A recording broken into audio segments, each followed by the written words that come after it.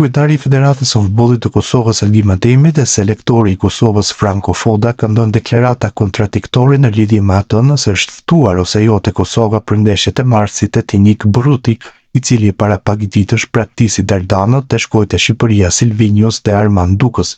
Ademi dje në një intervistë për atë vend tha se Bruti ishte i ftuar për ndeshjet me Islandën. Bruti ka qenë në janar në grumbullimin me Fodën që është mbajtur në Prishtinë në kampi nacional, edhe e ka pas ftesën tash, deklaroi kreu i futbollit kosovar.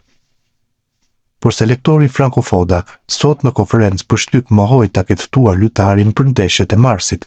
Për ne më rëndësi është që ta kemi lojtarë që duan të luajnë për Kosovën, që duan të luajnë me zemër për Kosovën, por Bruti tash ka vendosur të luajë për Shqipërinë dhe ju urojmë sukses, e tha fillimisht trajneri gjerman. Nuk ka pasur ftesë për të për ndeshjet e muajit mars, pasi kemi vendosur për lojtarë të tjerë, por për të ardhmen ka qenë një opsion real për kombëtarin, përfundoi Foda.